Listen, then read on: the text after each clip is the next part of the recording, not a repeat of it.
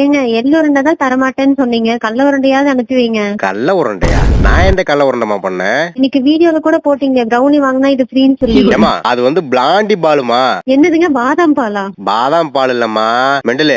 நீங்க தாங்க ஹார்ஷா பேசுறீங்க. ஹார்ஸ்னா அந்த குதிரையா? ஏங்க ஹார்ஷ். எள்ளு உருண்டை இல்ல கல்ல உருண்டை இல்ல. ப்ரௌனி பால் பிளாண்டி பால் ரெண்டு இருக்கு. ப்ரௌனி வாங்கிட்டா ஃப்ரீ. நீ எப்படி ப்ரௌனி வாங்க போறதில்ல, விடி விடி கதை கேட்டு போய் தூங்கிடுவ. இது மட்டும் தான் உனக்கு தெரியும். அடுத்தது பிஸ்தா பிளாண்டி தானே பால் மாதிரி உருட்டி போட போறீங்க. நான் என்னத்தையோ உருட்டுறேன். என்ன சொல்றேன்னா எனக்கு இல்லைங்க, நீங்க திட்டுறீங்க. இப்படி திட்டினா யாரு உங்ககிட்ட வாங்குவா? நான் எங்கம்மா திட்டேன்? ஏமா கடந்த ஒரு வருஷமா என்னை போட்டு சாவடிச்சு விட்டு திட்டுறாங்கறியே. என்ன இது கூட பேசலாம், நான் மனுஷனே கிடையாது. ஒரு வேல்யூபிளான கஸ்டமரை நீங்க மிஸ் பண்ண போறீங்க. இங்க பாருங்க, தொண பேசிட்டு இருக்காதீங்க. எனக்கு போய் ஜாங்கிரி விக்கணும். ஐயோ, போன வாரம் பண்ண வியாபாரத்தை சொல்றமே, இவன் குழப்பல என்ன விக்கிறோம்னே தெரியல. நீங்க இப்ப என்ன ஆஃபர்னு மட்டும் சொல்லுங்க. இப்பயே ஆர்டர் பண்றேன். இந்த ராமசாமி இந்த பாருங்க, உனக்கு ஆஃபர் தானே வேணும். பிளாண்டி பால் இல்ல ப்ரௌனி பால் இல்ல ஹோம்மேட் சாக்லேட் எது வாங்கிட்டாலும் ஃப்ரீ. நீ எதையும் வாங்க மாட்டேன் தெரியும். போன வச்சிரு.